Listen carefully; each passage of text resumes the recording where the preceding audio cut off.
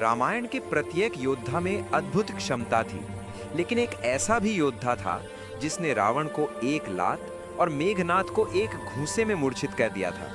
वो कोई और नहीं बल्कि भगवान श्री राम के मंत्री ऋक्षराज जामवंत जी थे। कहते हैं जामवंत जी का जन्म ब्रह्मा जी की जम्हाई यानी उबासी से हुआ था, जब उन्होंने सृष्टि की रचना के बीच एक सांस ली।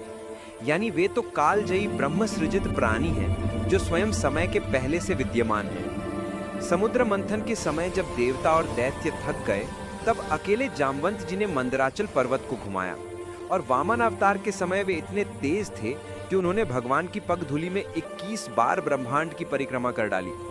पहला अनसुना तथ्य, कहते हैं कि जामवंत ही उन 3 दिव्य प्राणियों में से एक हैं जो त्रेता युग से लेकर द्वापर युग तक जीवित रहे।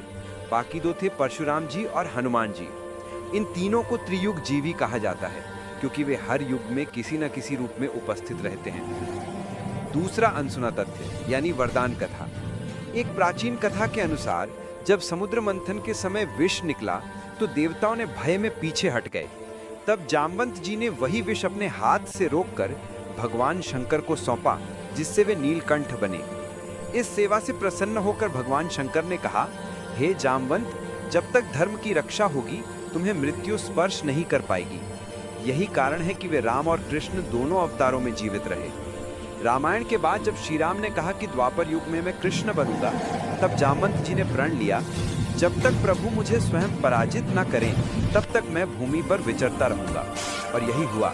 द्वापर युग में समयंतक मणि युद्ध में जामवंत जी ने भगवान श्री कृष्ण से 28 दिन तक युद्ध किया, और जब उन्हें भान हुआ कि ये मेरे वही आराध्य श्री राम हैं, उन्होंने अपनी पुत्री जामवती का विवाह कृष्ण से कर दिया।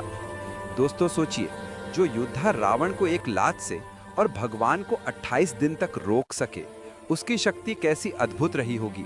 अगर आपको जामवंत जी जैसी अनसुनी कथाएं सुनना पसंद है तो कमेंट में लिखें, जय ऋक्षराज जामवंत जी।